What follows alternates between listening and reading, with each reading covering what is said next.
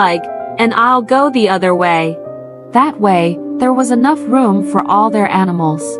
Lot looked around and saw a really nice area with lots of water and green grass near the cities of Sodom and Gomorrah.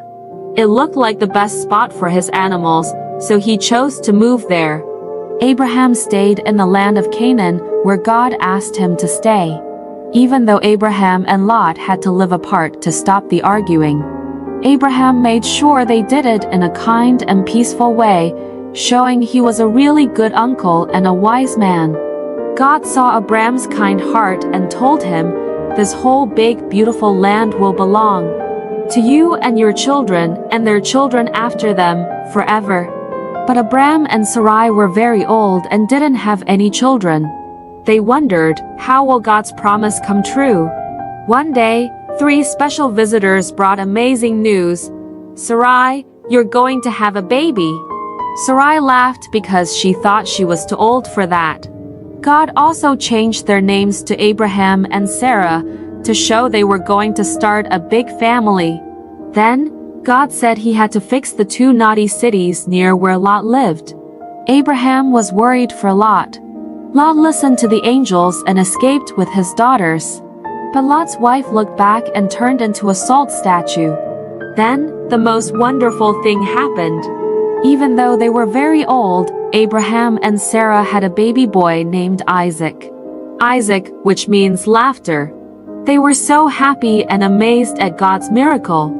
Abraham knew then that God always keeps his promises, like giving him a big family and a beautiful land to live in. And that's the story of how Abraham and Sarah learned to trust in God's promises, no matter how impossible they seemed. The end.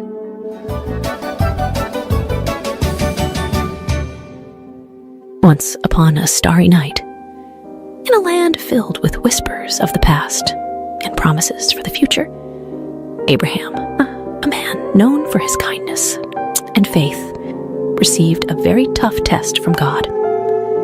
God asked him to do something unimaginable, to offer his dearest son Isaac as a special gift back to God. This was to see if Abraham trusted God above all else, even more than he loved his precious son.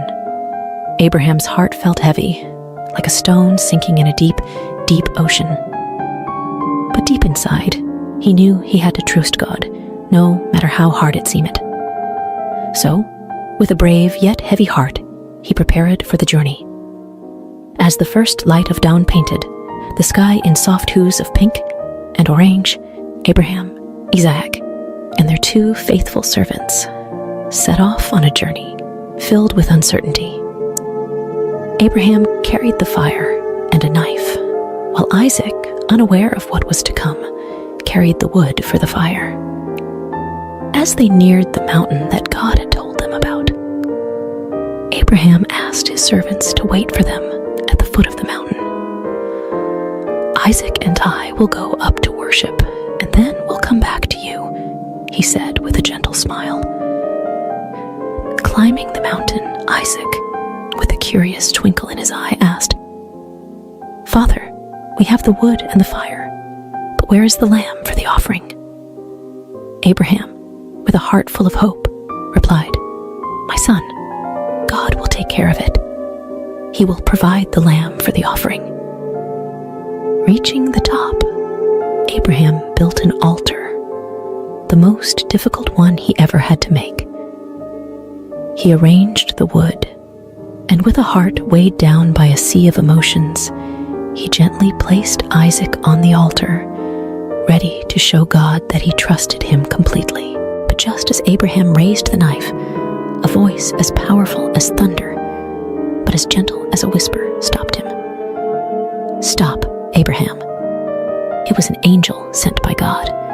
The angel said, "You've shown that you trust God above all by being willing to give up your only son." Then, Abraham saw a ram caught in some nearby bushes. With a heart bursting with relief and gratitude, he untied Isaac, and together they offered the ram to God. It was a moment filled with so much joy and thankfulness.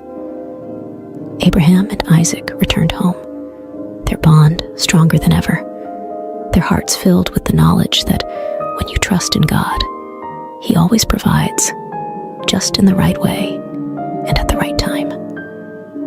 And so, under the same stars that had witnessed their journey, Abraham and Isaac found comfort in knowing that no matter what, God's love and care would always guide them, just like it guides us all.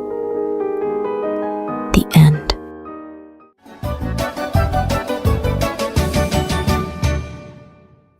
The Adventure of Abraham and Isaac, a new beginning.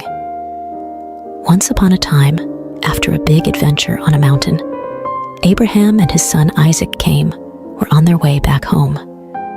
Then, while the stars twinkled like tiny smiles above them, a kind angel came with a message that made their hearts dance. "Abraham," the angel said, "your family will be as numerous as the stars. And guess what? They're going to bring happiness to the whole wide world." It was like a secret promise about a hero who would come from their family tree, someone very special named Jesus. But when they got back home, they found themselves in a very quiet house.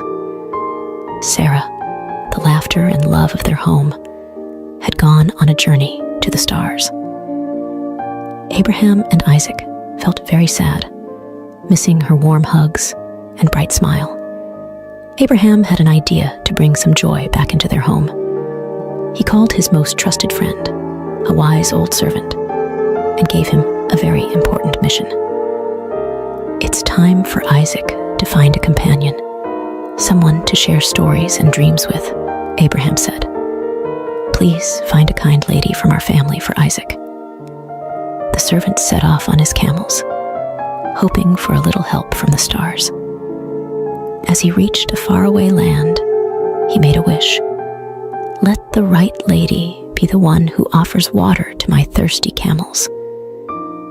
It wasn't just any wish. It was a special kind of hope that only the kindest hearts could fulfill. Like a scene from a beautiful story, along came Rebecca with a smile as bright as the dawn. She saw the camels, tired and thirsty, and offered them cool, refreshing water. The servant's eyes sparkled with joy. "This must be the one," he thought. She was kind, just like the wish. Rebecca, brave and full of adventure, said yes to a new journey. She traveled across the deserts and mountains to meet Isaac. When Isaac saw her, it was like spring had come to his heart, filling it with flowers and sunshine. Rebecca's kindness and laughter brought new stories and dreams to their home.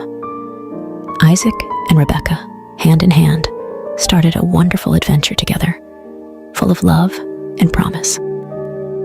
And so, the story of Abraham, Isaac, and now Rebecca reminds us all.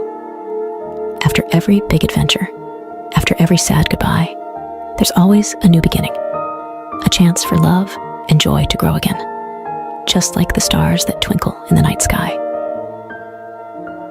The end.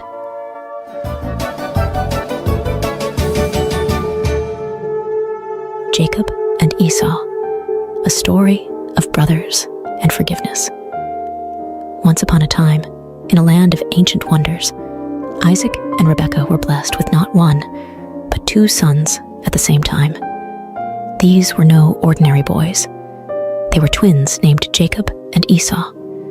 Even before they were born, they were already showing their unique personalities, with Esau loving the thrill of the hunt, and Jacob preferring the quiet of home. Esau, the elder, was as rugged and wild as the forests he roamed, while Jacob, the younger, was thoughtful and clever, always with a plan up his sleeve. Their parents loved them dearly, but each had a favorite, which brewed a little competition between the brothers. One day, as Esau returned from his adventures, famished and weary, Jacob saw an opportunity. He offered Esau a simple meal in exchange for his birthright, the special status of the firstborn. Esau, thinking little of the future, agreed. This moment would change the course of their lives in ways they couldn't imagine. As the boys grew, so did their rivalry, especially when it came time for their father Isaac to bestow his special blessing. Rebekah, who adored Jacob, devised a plan to ensure her favorite son received this honor. With a bit of disguise and a daring heart, Jacob tricked his father and received the blessing meant for Esau. Realizing the deception, Esau was heartbroken and filled with anger. To protect Jacob from Esau's wrath, Rebekah sent him far away to her brother Laban's house, hoping that time would heal the rift between her sons. Jacob's journey was not easy. He worked tirelessly for Laban, enduring trickery and toil, all for the love of Rachel, Laban's daughter. Yet, through these trials, Jacob grew wiser and kinder, learning the value of honesty and hard work. Years passed, and God called Jacob to return home, but the thought of facing Esau filled Jacob with dread. What if Esau still harbored anger and sought revenge? Nevertheless, Jacob set out, hoping for forgiveness. As Jacob neared his homeland, he prepared for the worst. But to his surprise, Esau greeted him not with anger, but with open arms. The brothers embraced, their past grievances washed away by tears of joy. It was a moment of true reconciliation, proving that love can overcome the deepest divides. Together again, Jacob and Esau showed us that it's never too late to mend broken bonds, and that forgiveness is one of the greatest gifts we can offer. The end.